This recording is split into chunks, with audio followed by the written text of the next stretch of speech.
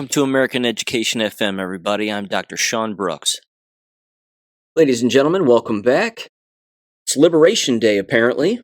Tariffs go into play all across the world. That's a good thing. More money coming back to the United States. That's a good thing.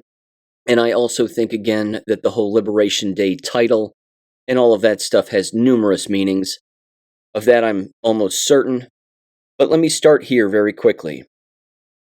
In typical fashion, the Black Pillars, again, are continuing to do what they do, which is operate one-dimensionally and think about things one-dimensionally and operate on, again, an emotional wavelength here, certainly geopolitically.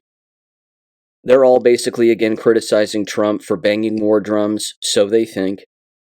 They're criticizing numerous individuals, again, including anybody who ever supported Donald Trump and saying, we didn't vote for this, we didn't vote for war, Donald Trump's going to take us into a war with Iran, and why can't people see this, and what's wrong with MAGA people, and blah, blah, blah. Look, as I've brought up before, the Black Pillars don't know who's being killed in foreign countries. Neither do we.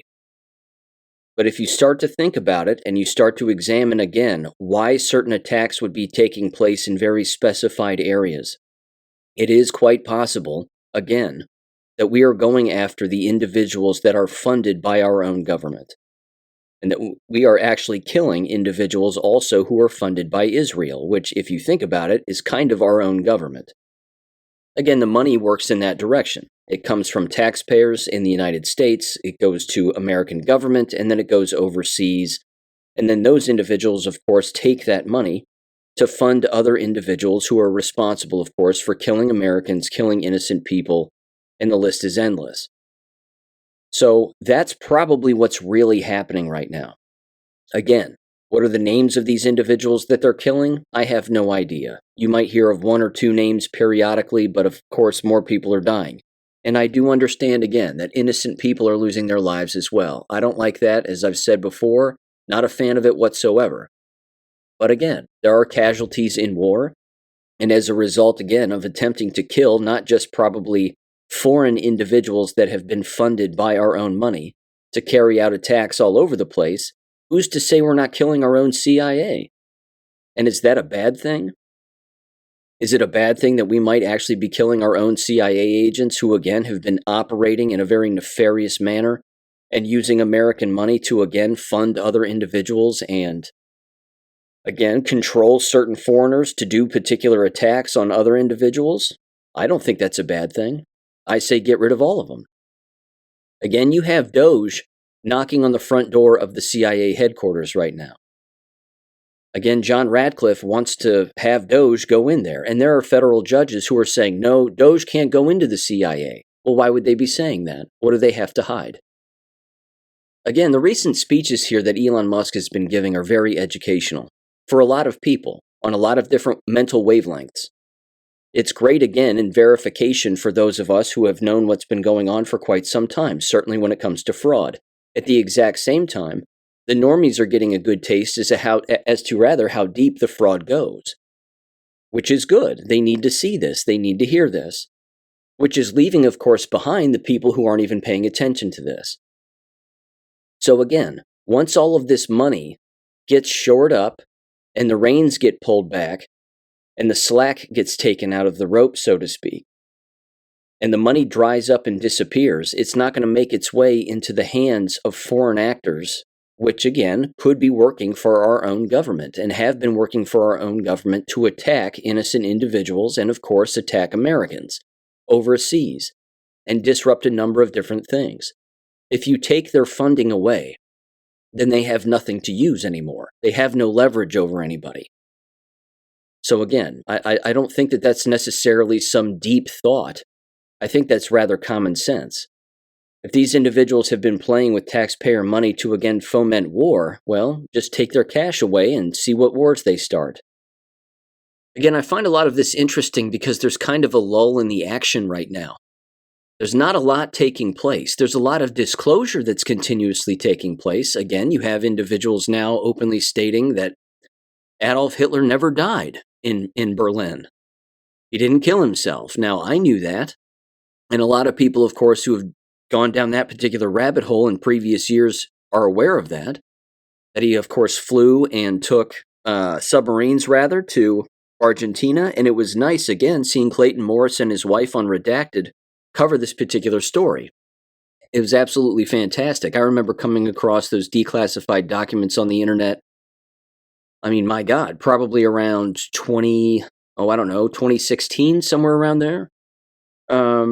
But again, it's an interesting subject, and again, it sort of embarrasses every single history teacher in American K-12 schools, and certainly history professors at the college level, because they've just been reading out of textbooks and watching movies and believing it.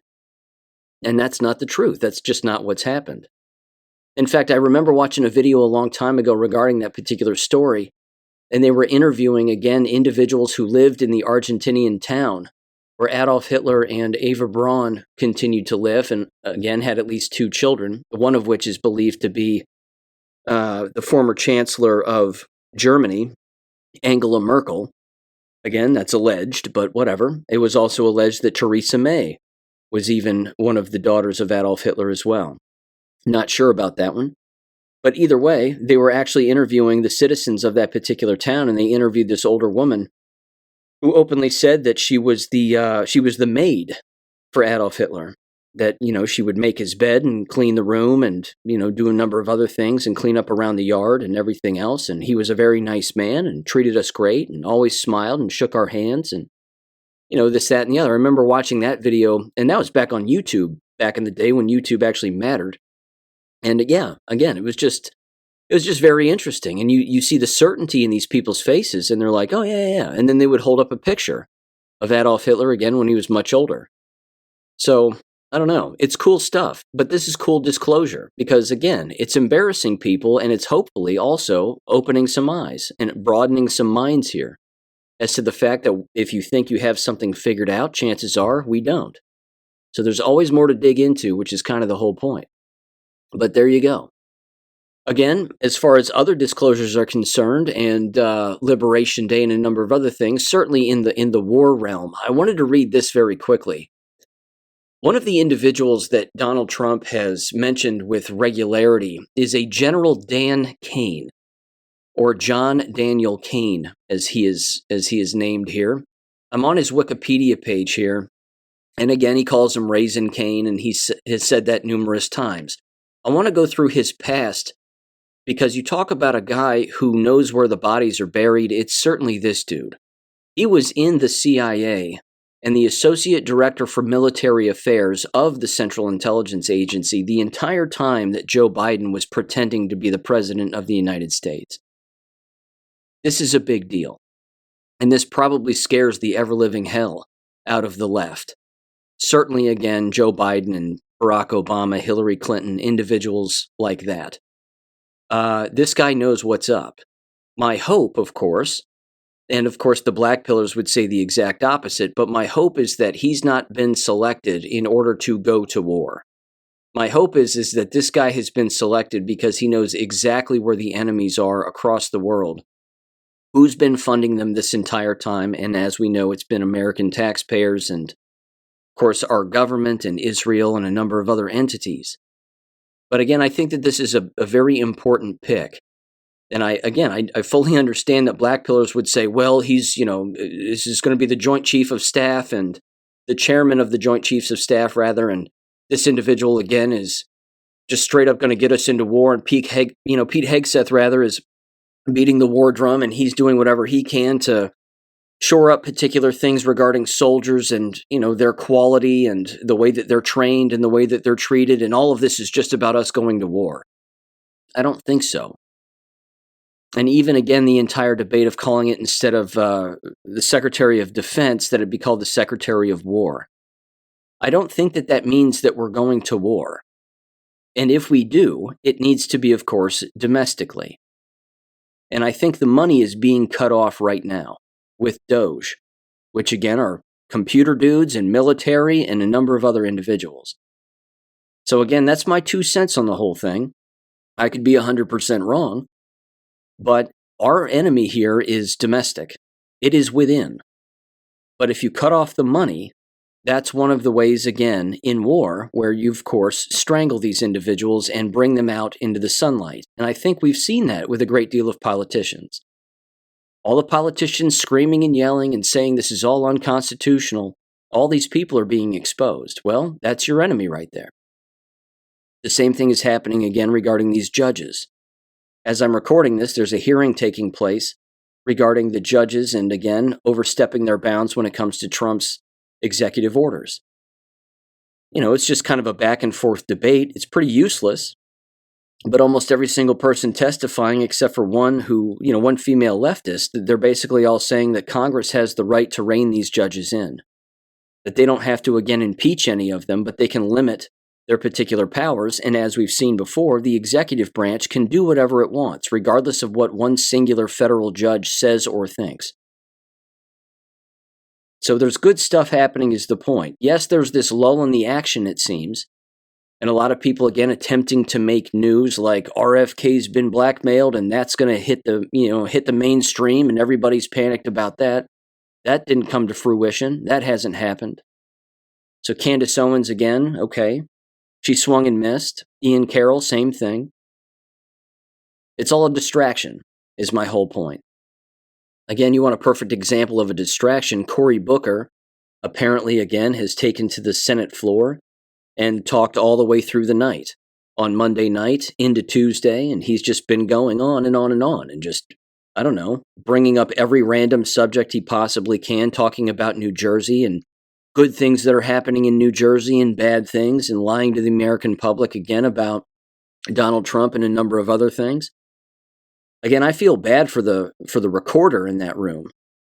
The poor woman who has to actually take dictation of every single thing that Cory Booker is saying and, of course, stayed up with him throughout the entire night, and the individuals who had to stay there all night and listen to him.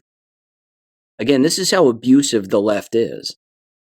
They're so abusive and they're so unaware of their surroundings, and proving again that they don't care about the feelings of anybody else is that in their interest or their zeal to make a point, which could be made at any time and any place, they decide to so-called filibuster, as it were, and just continue to scream and shout while, of course, stepping on numerous individuals and taking advantage of individuals who hold particular positions within the Senate who have to actually be there just because there is a senator running his mouth for, well over, 12, 18 hours, something like that.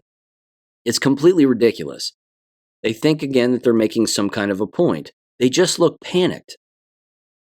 Again, it's another perfect example of how people should just shut up. Just don't say anything. And yet, the more they talk, the more they end up exposing. It's the boomerang effect, as a matter of fact. It's one of these things that is a psychological phenomenon that does take place. And again, they just scream and shout, and before you know it, more eyes are on them and more people are paying attention to them, and that's not a good thing.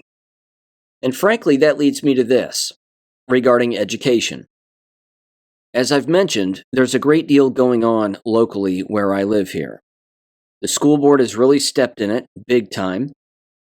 And there's a lot of people being exposed right now for very horrible reasons for doing very horrible things. And again, as I've said before, the individuals that come up to the microphone and defend the school district and refer to anybody who actually cares about what's going on and is exposing any corruption, that, of course, those individuals, even by the high school principal's own admission, are referred to as the pimple on the face of the school district.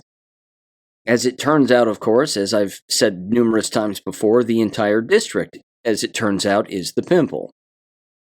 And exposing it is not a bad thing. There happens to be an individual in the state of Ohio who likes doing this, and he does it for fun. And he's very knowledgeable, and he's very good at it. So there is a particular article here that I'm going to play. It's about 4.5 minutes long, and you'll hear the author describe who this individual is. His name is Brian Ames, and he has basically sued numerous school districts up and down the entire state of Ohio. Numerous cases, he's won numerous cases, and again, he looks up exactly what the laws are. He follows board meetings, he looks at board notes and, again, board agendas. He pays attention to the voting, and then, of course, he goes after school boards because they don't know what they're doing typically. So the title of this article is, quote, "Meet the Bounty Hunter, Filing Lawsuits in the Name of Government Transparency." This was published by the Ohio Newsroom by a Aaron Gottsacker, and this was back on March 26th. And I'll play the whole thing, and at the very end, the author openly states that this Brian Ames already has an eye out for his next case. So I think we can put 2 and 2 together here. But give this a listen in 3, 2, 1. Today from the Ohio Newsroom, one man's fight for government transparency.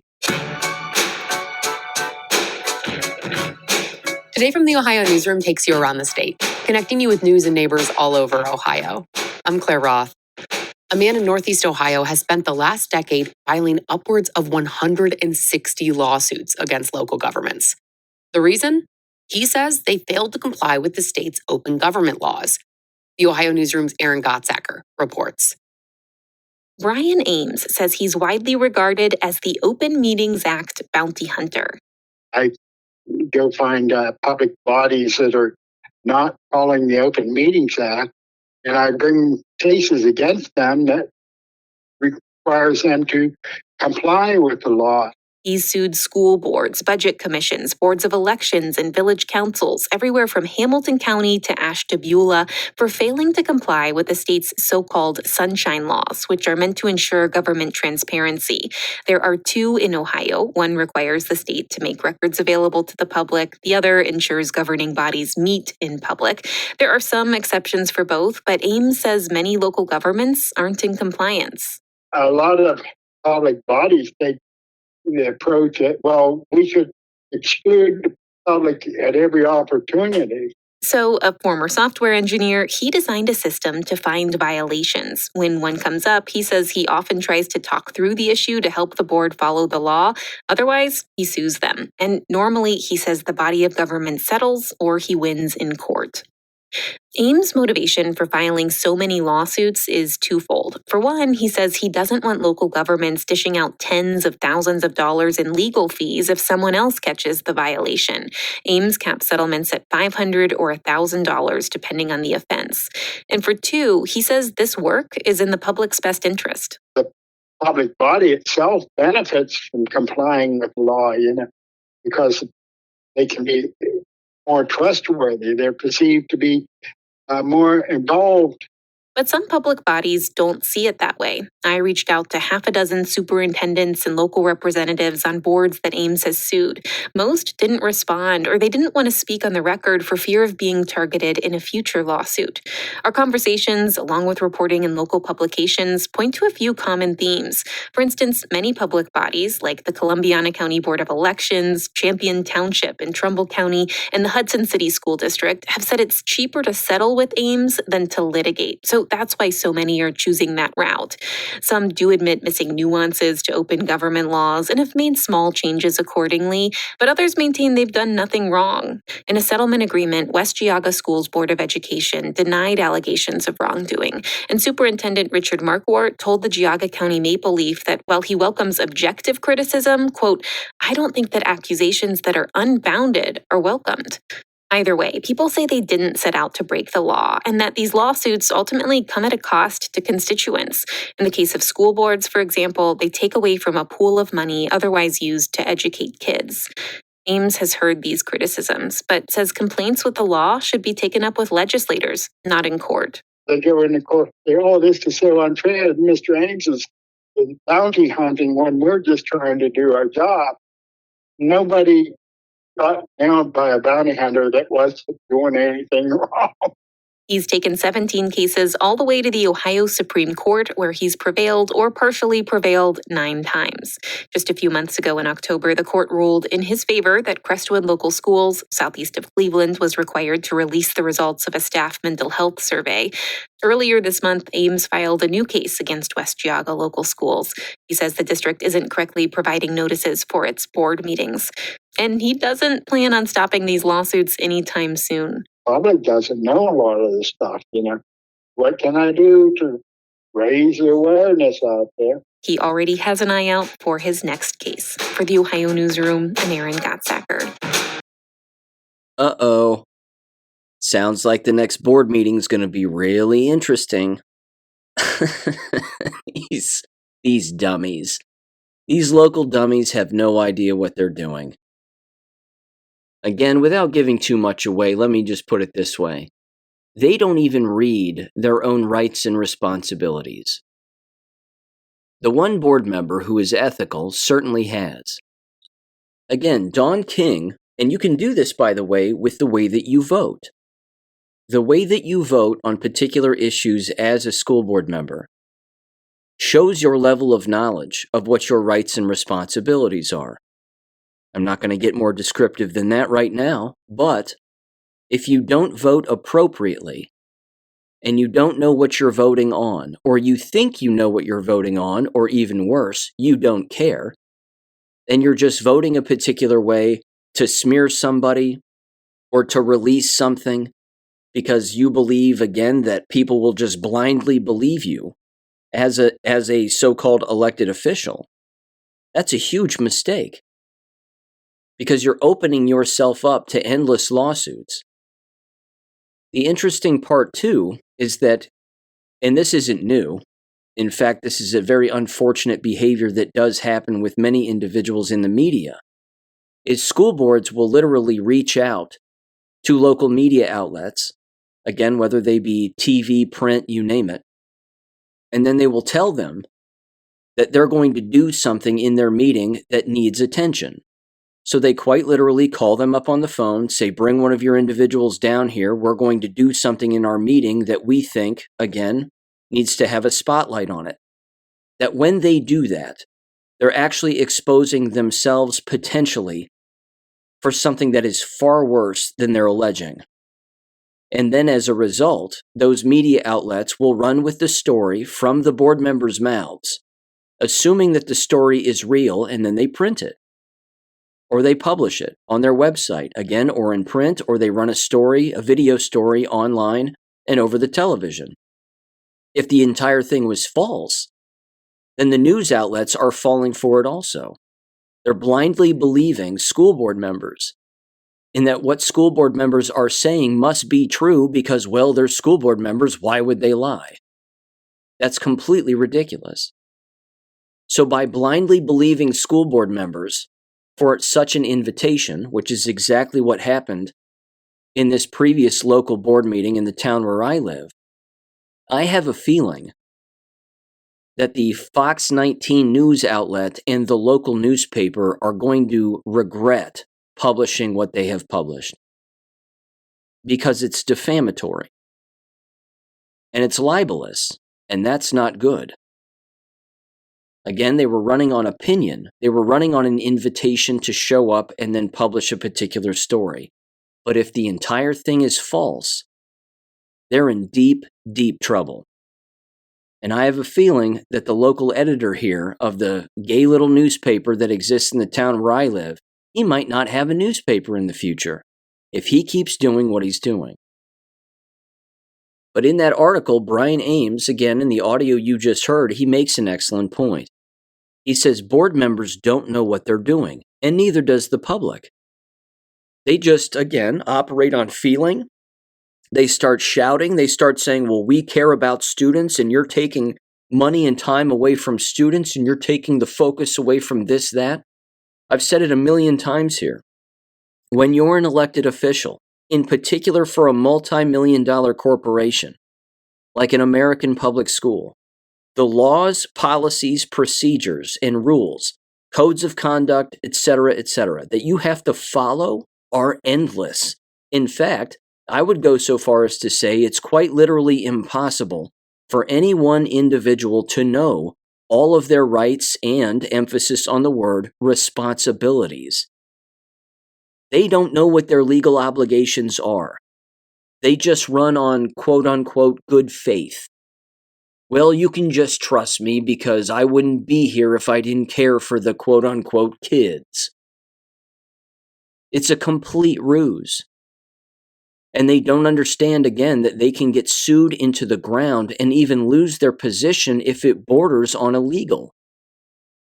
If motions that they make, or threats that they make, or schemes that they concoct, or whatever it is, and then, of course, like I just said, votes that they make that actually expose more things, that's not good. Not only are you showing everybody that you're completely incompetent, but you're showing everybody, again, that you don't even know what your rules and responsibilities are as an elected board member or a school employee. Again, you've heard me bring this up before. Also, I should say, the business of school teachers themselves. That school teachers themselves typically don't read their contracts. They just sign on the dotted line. I'm finally a school teacher, yay, I'm going to get paid, yay, and then that's it.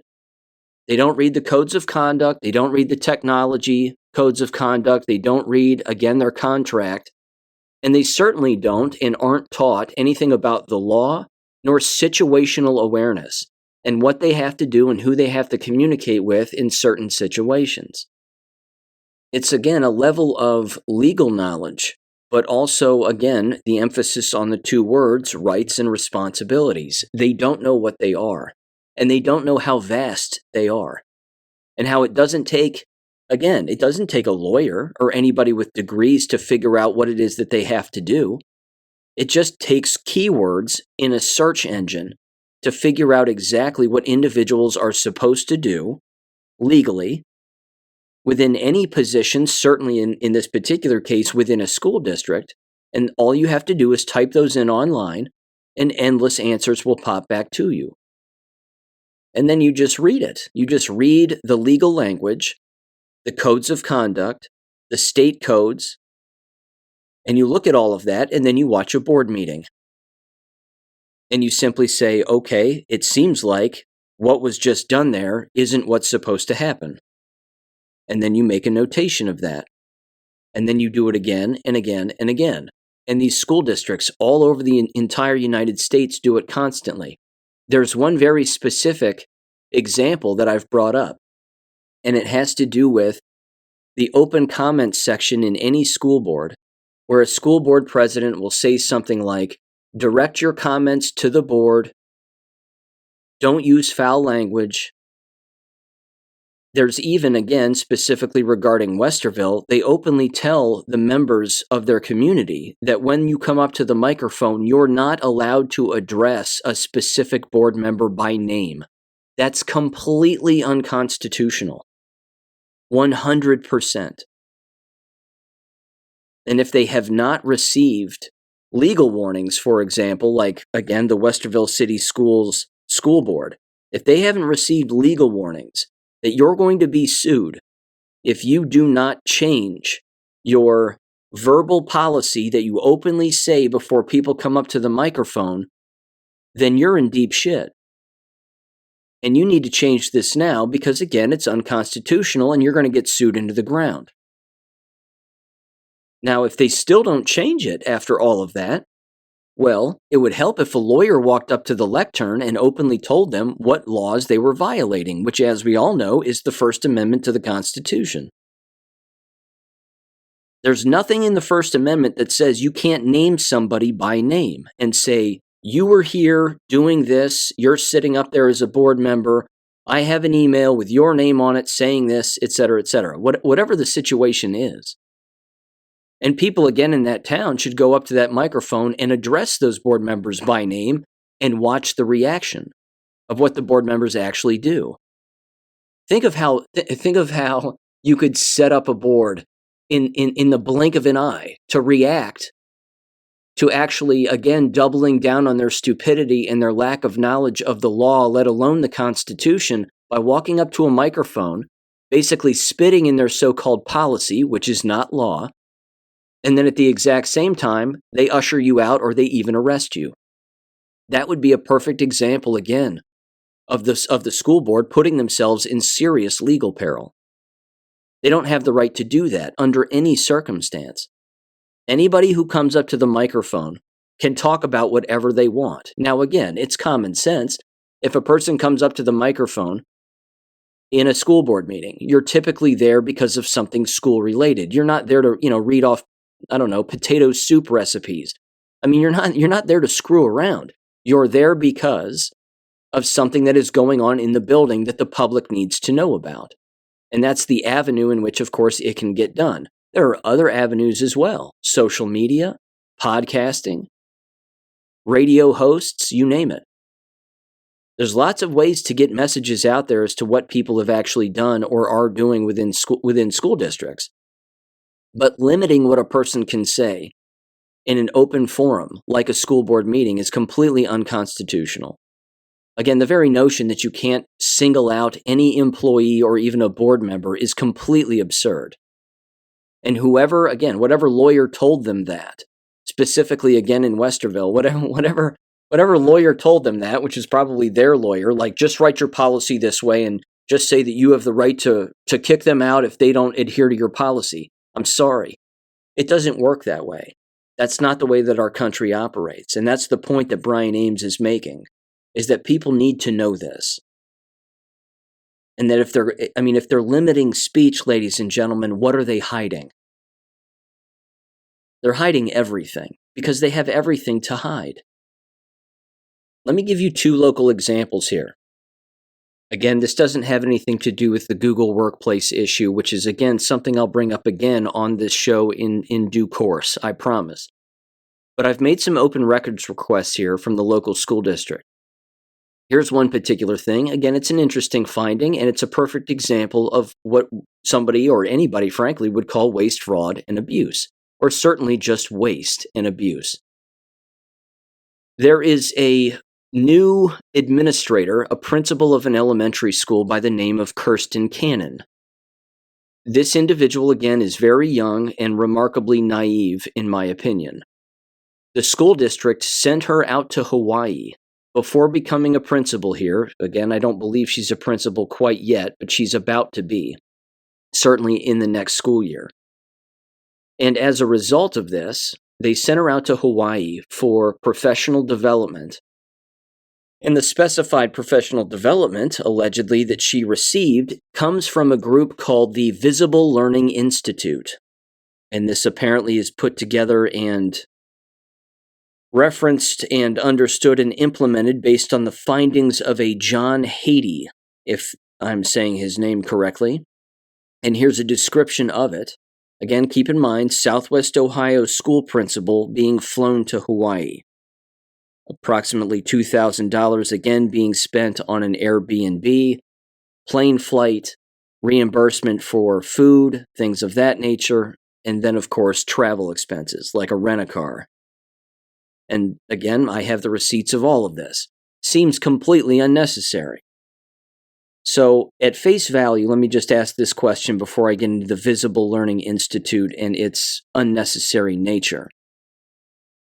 Why do you think a Southwest Ohio school district would send a young, female, naive school principal or someone who's about to be a school principal to Hawaii for a paid professional development session? Why the distance and why the location?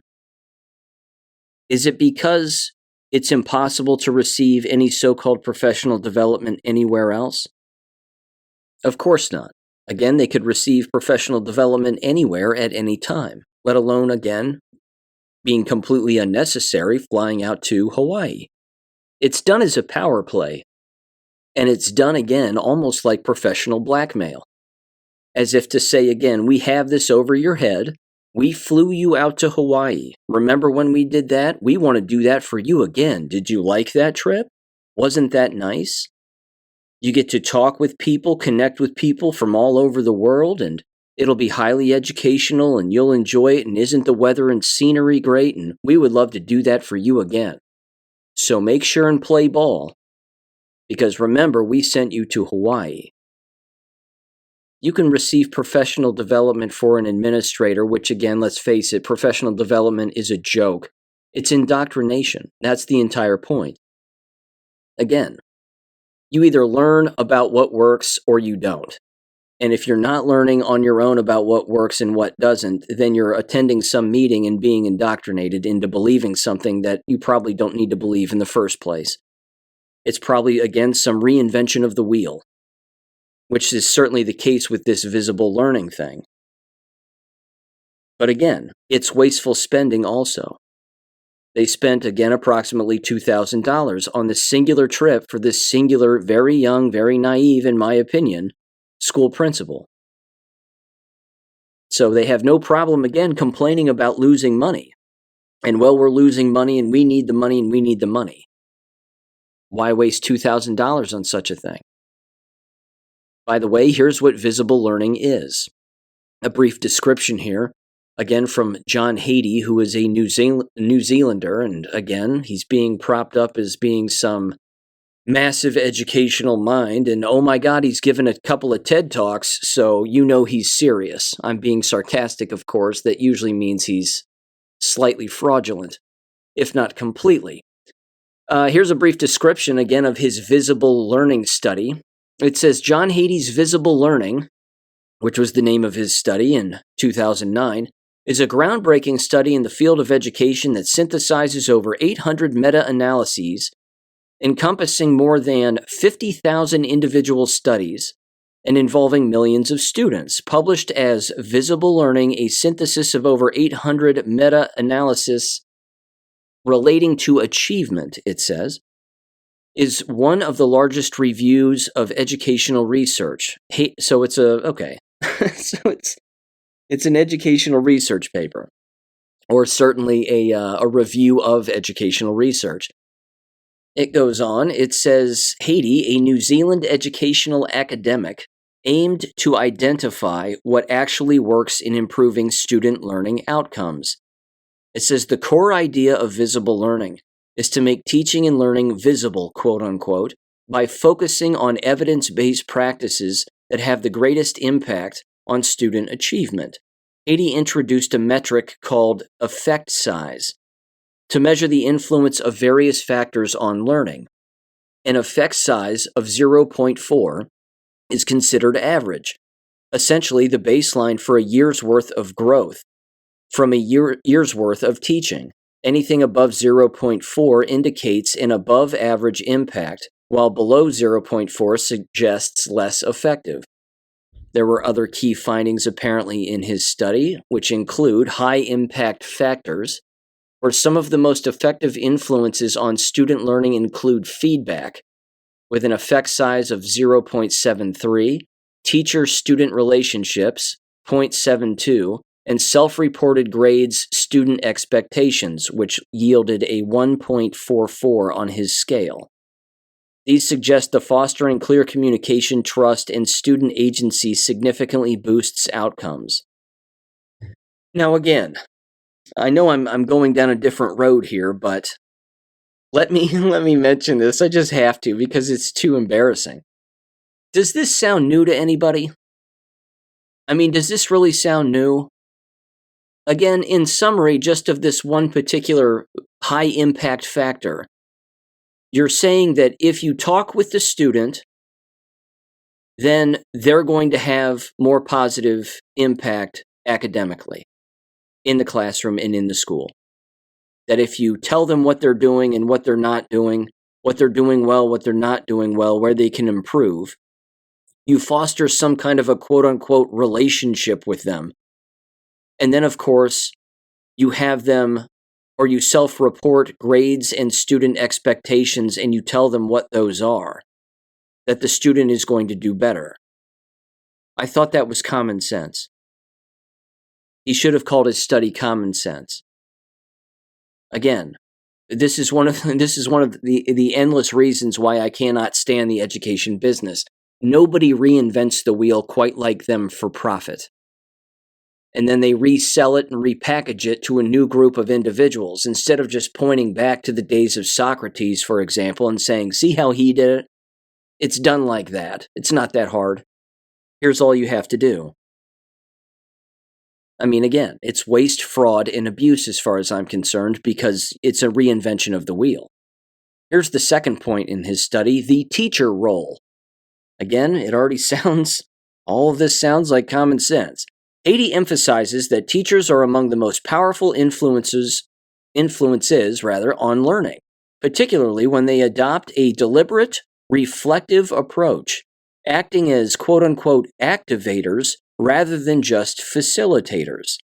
Strategies like formative assessment and clarity in teaching rank high.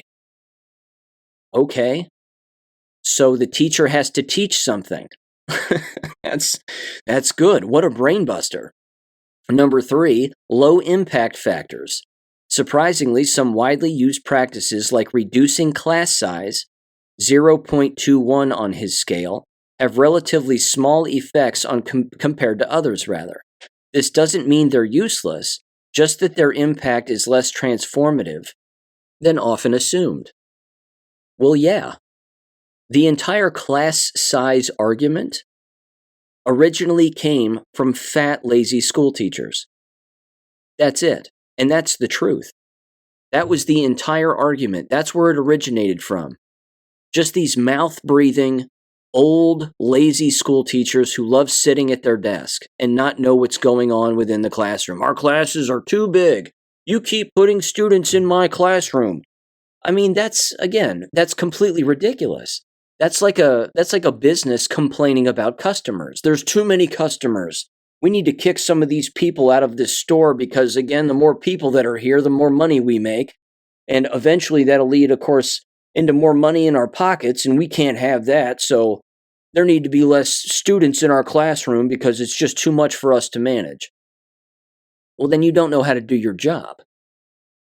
And he's basically, again, sort of calling that out to some extent, again, while making excuses for it. But again, that's the origin of the whole class size argument. It originated, again, from lazy school teachers who didn't know what the hell they were doing.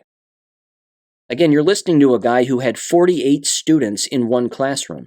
48. In a FEMA trailer. I loved it.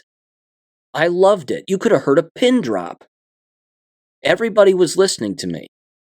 I never had discipline problems, never wrote a referral, everything was fine. And everybody liked being there. At least I assumed they did. There were no complaints, there were no problems. Everybody seemed to have a smile on their face by and large. But either way, again, why is this, and you have to ask yourself this regarding this particular principal. Why is a principal receiving this instruction? Simple. It's not because they are going to be an instructor. It's because they want this principal on the same script as every other principal. That Haiti is the greatest thing since sliced bread, and we have to listen to this guy because everybody's received his training and read his book, and this is the way that it needs to go. Not to mention, and you've heard me bring this up before too, this justifies, in the minds of superintendents and other nitwits in the business, that what you have to do is you have to get that school principal to convince the school teachers that if they do one more thing, by creating, again, one more evaluation, or they stare at test scores one more time, that somehow that's going to improve learning outcomes, quote unquote, for students. There's no correlation. I've very famously brought up the study before that openly, again, concluded that when you have professional development on learning outcomes, and you have school teachers and school building administrators looking at numbers and test scores in an effort to somehow, again, alter instruction or increase academic performance of students, it has as much impact on their academic success as staring at test scores has on the height of the actual student and impacting how tall they are. There's quite literally zero correlation. But again, you have to get everybody on the same page in these communistic environments because they're communistic. That's part of it. Here's point 4. They mention the barometer. It says Haiti uses a barometer of influence, quote unquote, to visually rank factors, helping educators prioritize interventions. For example, collective teacher efficacy yielded a 1.57, which topped the list, while things like homework, 0.29, or retention, Holding students back a grade, 0.13 show modest or even negative effects. I could go on about that one to a great extent. Holding students back, I would agree that doesn't necessarily increase their ability to learn. What it usually does and why it's done is to increase compliance. It's a show of force on the student, as if to say you were absent too many times, or you were in trouble too many times, or your scores suck on everything, and you haven't been here, or you're just not bright, so we're going to hold you back, and somehow that's going to improve things, I guess, for the future. Again, I fully agree that there's no correlation with that, and certainly a very minimal one, to say the least. But the business of homework is a different monster. If you're having students do something that is useless at home, having to do with something that, again, couldn't easily be done in the classroom, then yeah, that's not going to have a strong return on anything. And again, there's not going to be a correlation between the more homework you have, so to speak, and I'm using that term loosely, homework. It's supposed to be just learning.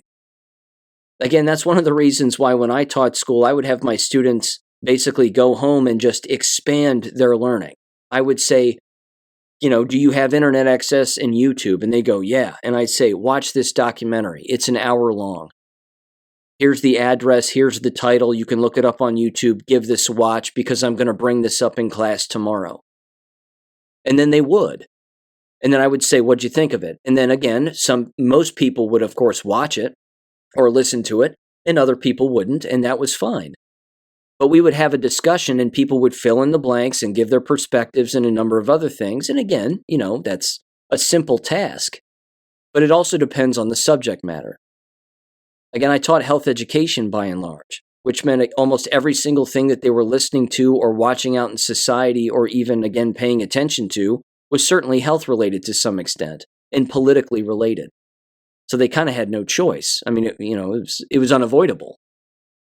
But again, having them go home and do endless math problems over and over and over and over again, repetitively, you're going to get them to hate math more than you are get them to learn math.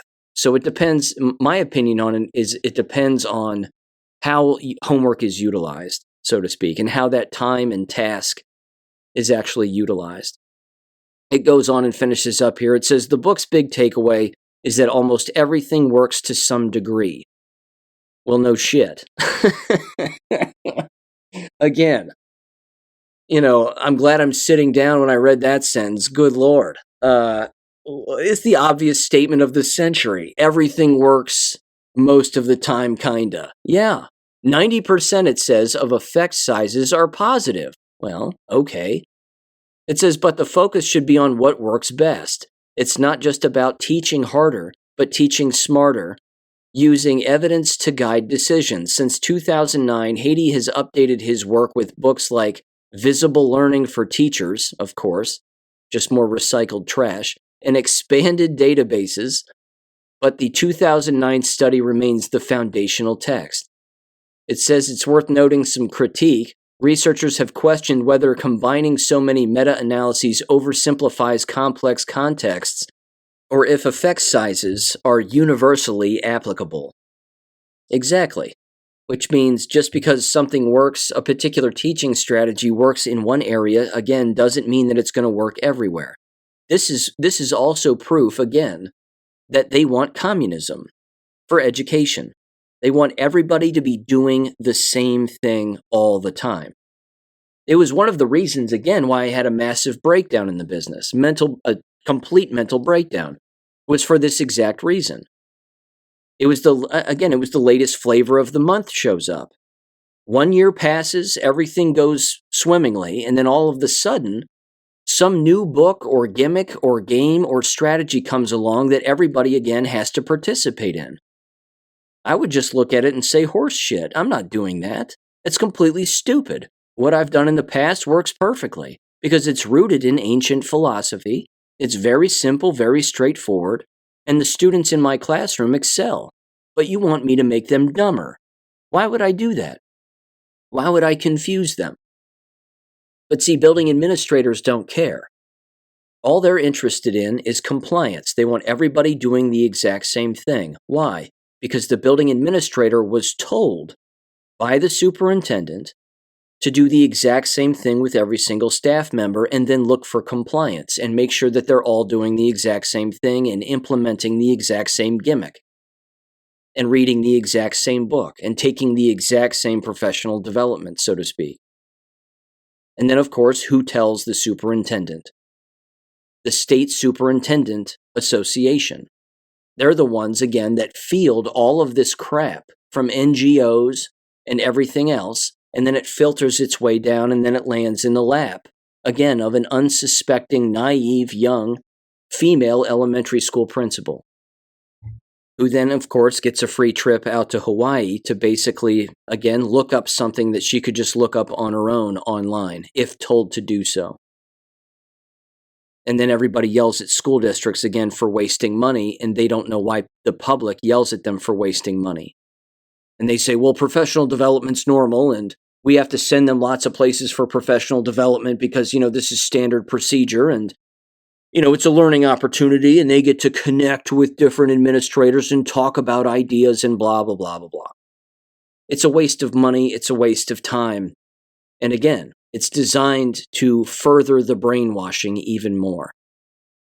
Again, somebody criticizing me saying this would say, whatever, Sean, if you were a school principal, you wouldn't turn down a trip to Hawaii. Of course I would. I don't want to go to Hawaii. I hate airplanes. I'm not flying on some airplane to some island that I don't give a damn about. No offense. I just don't care. I wouldn't do it. I would look at the superintendent and say, you can save that money. If you want to send me someplace, how about somewhere within driving distance? And I'll go if it's absolutely mandatory. But if it's not mandatory, I can just read a book about it. I have no problem looking up a book about it, buying the book, reading the book, if that's what you want me to do. Want me to write a paper about it too? Fine, I'll do that also. But again, it's professional blackmail. It's used again to hold over the heads of young, impressionable do-gooders. And then they can control them. So, yeah, that's the business in a nutshell. But again, I got those receipts through an open records request, which was beyond embarrassing. I also, by the way, received, as a result of asking for this open records request, a giant list which specifically, as I'm looking at this, includes the district's use of in-school assignment. Now, I've mentioned this before. Again, you talk about fraud. This is a perfect example of how building administrators and specifically even superintendents manipulate discipline referrals and discipline numbers by recategorizing the actual discipline label like in-school suspension, which is well known across the entire United States and, of course, at the exact state level. Now, the reason that this list is interesting is for a couple of reasons. You've heard me bring up the story again of the former school board member, David Bothist, and his, again, adopted son, and the violence that he was engaging in with female students, again, threatening to kill them, physically assaulting them, and then, of course, sending pornography to them online without their consent, of which he was arrested for. I have the police report, by the way, in case anybody calls me a liar. On top of that, in looking at this, again, massive PDF, which is 16 and a half pages long, in-school assignment in this school district was, of course, a created, out of thin air, designation for students, again, who were being disciplined, who the school and the district specifically did not want to put in-school suspension. Or again, they didn't want out-of-school suspension, or they didn't want expulsion. So they create, again, this watered-down designation called in-school assignment. There's no telling, because of course it's redacted regarding student names, even though, again, their first and last name is apparently kept on this particular document. But so, of course, is their gender, their sex rather, and of course their ethnicity, their race. All of this is here. And again, it is sporadic. It's white, African American, multiracial, Asian, male, female, you name it. It's only, of course, being used in the middle school and the high school setting. With that said, there's no way of looking at this, given its redaction, regarding, again, the offense or the offense date or the offense time or certainly the student's name, as to how many times a singular individual would be in in-school assignment. It's impossible to figure out from the documentation. But again, the state of Ohio does not designate in-school assignment as anything, which means, again, why have the designation? You have the designation because you don't want to turn in, certainly to the state level, and certainly, again, at a district level, and certainly, of course, not with the public. You don't want to turn in a real statistic like in-school suspension, out-of-school suspension, or expulsion. Now, again, as it turns out, such a designation isn't really tied to school funding, so to speak. It's sort of indirectly tied, as if to say, the less that a student is in school, the less likely they are to so-called learn, which means the less likely they are to pass tests, pass the grade, and you might end up losing the student, therefore you're losing money in the long run. Essentially, if a student is suspended out of school, for example, it's considered an absence. Which means, again, if they're not there, then that's not good from an absence standpoint because absences have to, again, be reported to the state. So it's not a direct correlation, it's more of an indirect correlation. Let me give you an example here. Here's kind of a breakdown of it specifically regarding Ohio schools. It says Ohio's public school funding primarily relies on the Fair School Funding Plan, or FSFP, phased in since 2021, which calculates funding based on a base cost per pupil adjusted for local district needs, enrollment, and specific student categories, for example, special education, economically disadvantaged students, etc. It says the state uses average daily membership, or ADM, essentially daily attendance averages, as a key metric to determine how much funding a district receives. Discipline practices like ISS and broader discipline numbers can influence this several ways. First, ISS keeps students in school rather than sending them home. As with out-of-school suspension, unlike out-of-school suspension, which removes students from the classroom and counts them as absent, ISS typically allows students to remain counted in the ADM, preserving funding tied to attendance. Now, you know the slippery slope here. Again, that's Ohio Revised Code 3313.66, which governs suspensions. I'll keep reading here and give you my thoughts on this in a second because this is a huge problem. It says, but in-school suspension is often a district-level policy aimed at maintaining student presence while addressing behavior. Now, here's the issue. The issue with this is that by not properly disciplining a student, there are individuals that argue that keeping them around is better for the environment and better for the student. That when you keep a problem child in an environment, that's better for everybody. It's completely asinine. There's no way that that's the case. It demoralizes an entire environment. That when you create designations and other designations and other excuses, as opposed to, again, in-school suspension, out-of-school suspension, in-school assignment, or expulsion, specifically, again, utilizing expulsion more often and then using that as an example to teach other individuals that if you screw up, you are gone forever. That instead of them doing that, they bring the problem child back to that environment over and over and over again. And that not only, again, demoralizes the students who are the victims of the victimizer, but it demoralizes the adults and the staff members in the building. Because they're seeing this individual walk around this, again, state-funded prison, so to speak, acting like they own the place because they know how to play the discipline system and the discipline policy in the district. They know how to play the game. They know they're not going to get expelled.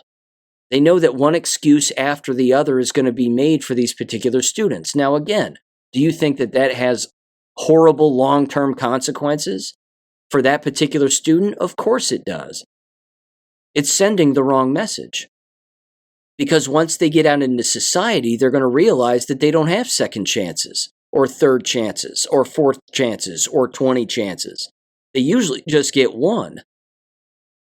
They can get fired in the blink of an eye for screwing up once. They can get arrested for one particular thing that they don't think is that bad or that illegal, and before you know it, they're in jail.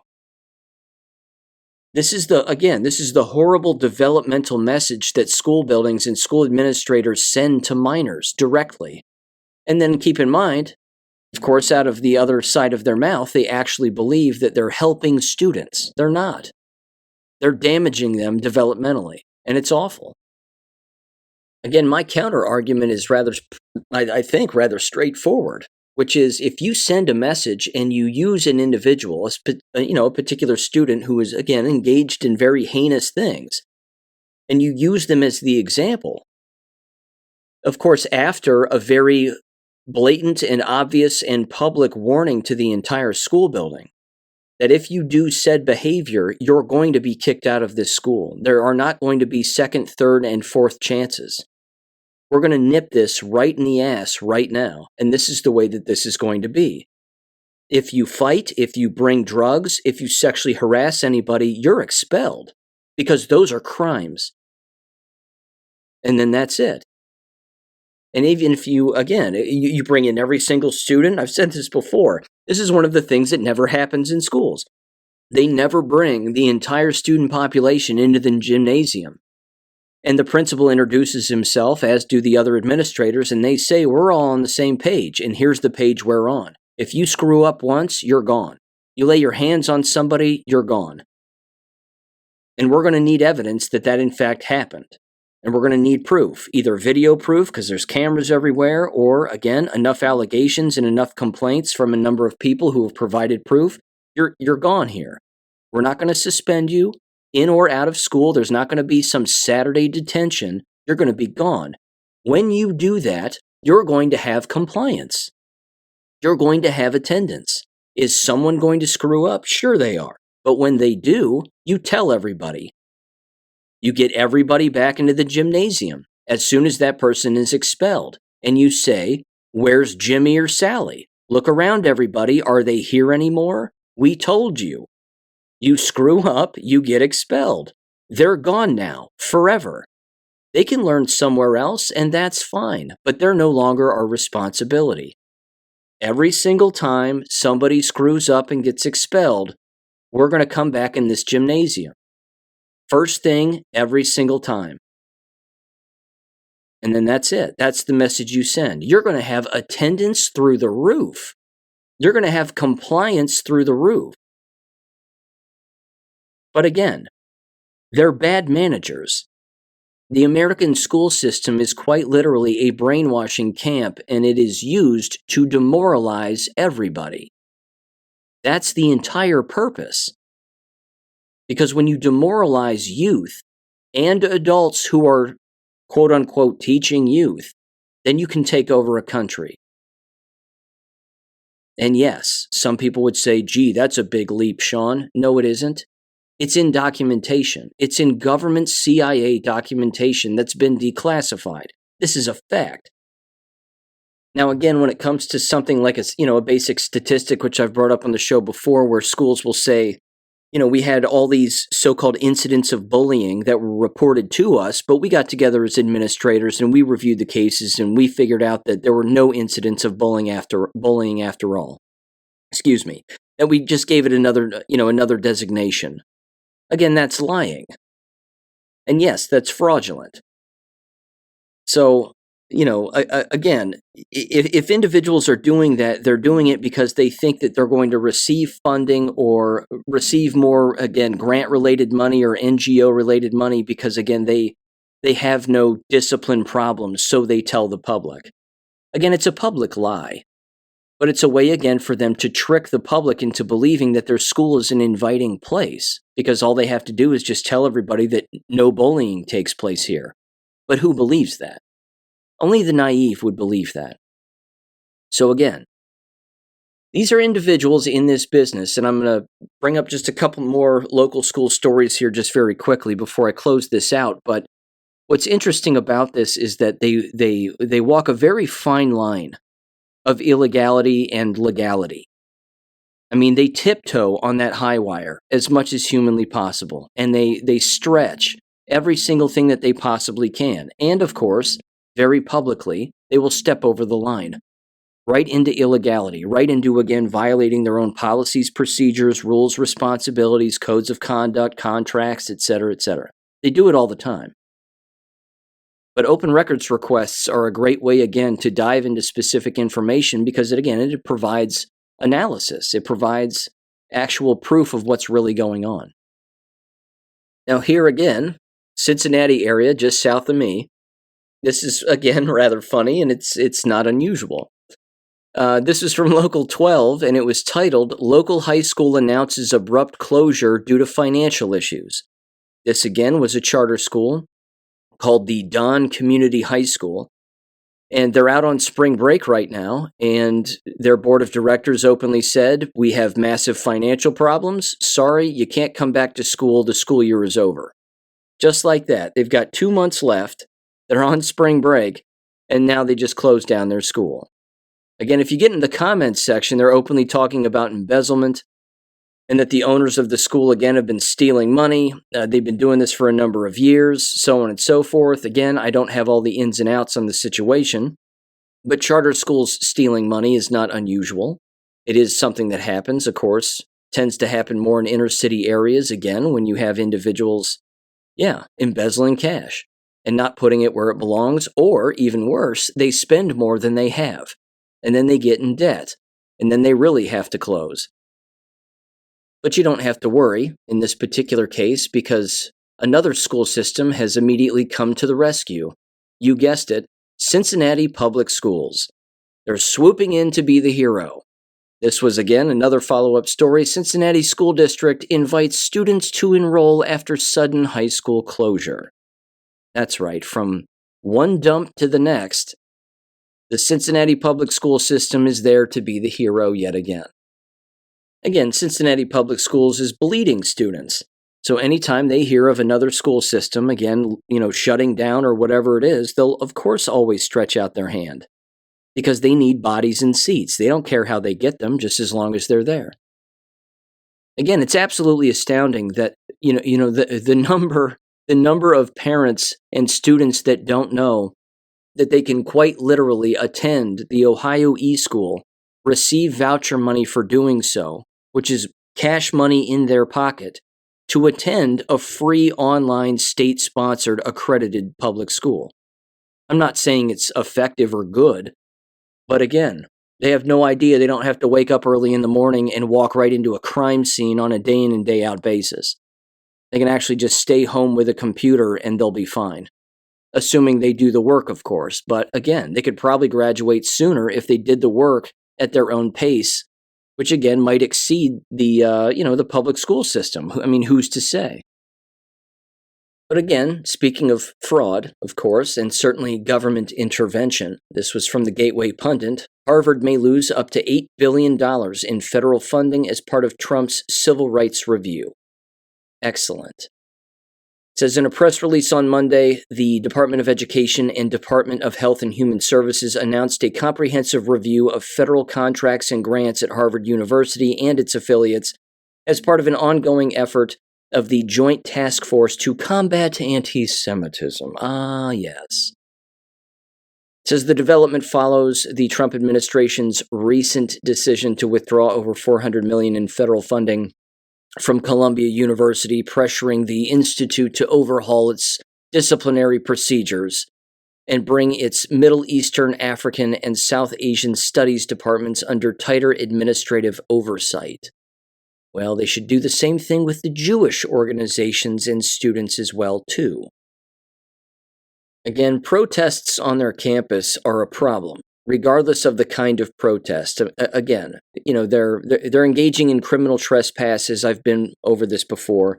I've gone through the specifics of this, which, by the way, it does bring in this. I fully understand that Elise Stefanik she's had her UN nomination pulled by Trump, and she's essentially, again, been put back in Congress, or she's going to run for Congress again, something along those lines. It's rather interesting, I think, that she got that pulled. I don't think that's an accident. Again, she's beaten the so-called anti-Semitism drum about as hard as humanly possible.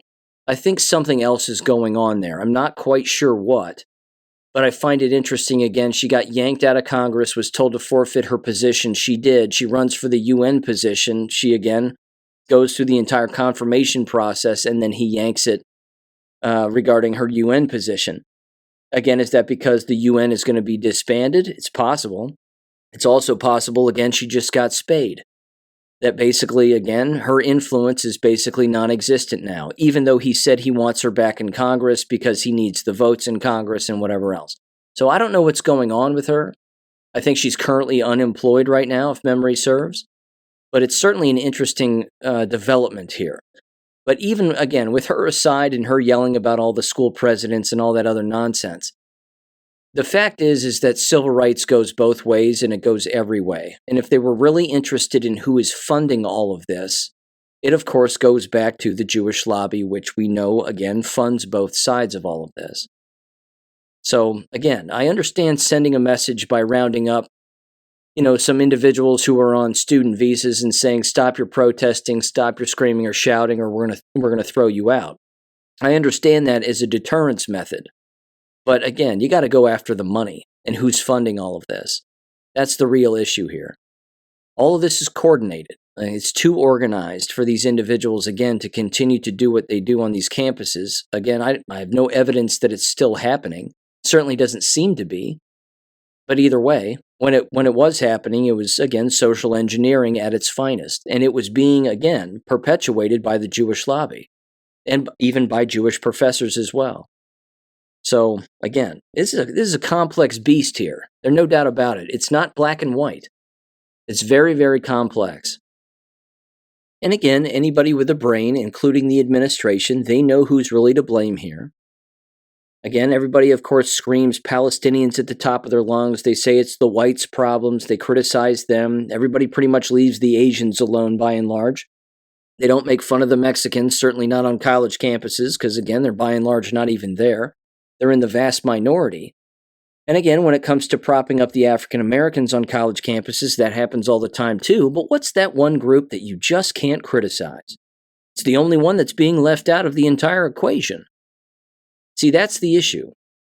And once that starts to get mentioned, again, publicly, more by individuals who are, again, in the so-called limelight with numerous followers and, again, visible within politics more than just Thomas Massey, that's when things are really going to start to change. But I have no doubt, again, that even some of that funding and certainly, again, some of the legal aspects of all of this are being squeezed by the good guys. That's happening too. Again, if you take away the pawns, so to speak, on the chessboard, like some of these, again, student visa illegals who are criticizing this or criticizing that, or again, getting online and saying, we're going to meet up in this building, and create a little bit of noise and some chaos and blah, blah, blah. And that, of course, gets intercepted. Who else is participating in that chat? Who else is participating in that correspondence? Those people have to be investigated too. And yeah, throwing them out, again, like I said earlier, is a good deterrence method. It stops other individuals from wanting to do it. But what does it also stop? It stops the Jewish lobby from having something to fund. And that's a good move also. But yeah, you got to go after the money, and you got to go after the individuals, again, who are ultimately funding these organizations behind the scenes and even out front. So there you go. Again, complex. Lastly, there's this. This was from WLTreport.com. Newly released JFK files reveal Pentagon's role in creating Lyme disease and COVID in the same lab. It says here, just as a brief summary, the CIA created Lyme disease in the 1960s as a part of a bioweapons program aimed at sabotaging Cuba's agriculture. That, of course, was a part of Operation Mongoose. It says the same lab and the same playbook. The Rocky Mountain Laboratories in Montana, where Lyme disease was engineered, also received DARPA funding to develop COVID-19. It says the U.S. military has a history of disguising bioweapons as naturally occurring diseases, a tactic now linked to COVID-19. And it says the CIA has been implicated in funding and covering up these programs, including the Wuhan Institute of Virology's work on coronaviruses, unquote. Now, of course, there is no COVID-19, as we all know. It was just a poison in an injection. In 2019, and then people took it thinking it was a flu shot. Joke was on them. It wasn't. And then, of course, it was highly transmissible through electromagnetism from person to person, and then people were getting sick and saying, wow, this is way worse than the flu, and it's lingering, and these symptoms are way worse, and I have tinnitus, and I can't taste anything or smell anything anymore, and 1,000 other symptoms. And then they create, of course, the entire COVID-19 lie, and then individuals again start taking shots for something that doesn't even exist. That's your government. That's our tax dollars at work, ladies and gentlemen. The fun never ends. Thank you for listening as always, ladies and gentlemen. Happy Liberation Day. I think multiple meanings with that for a variety of reasons. And with that said, I will catch you on Friday. Peace. Thank you for listening to American Education FM. Make sure and check out AmericanEducationFM.com for more information. Take care and God bless.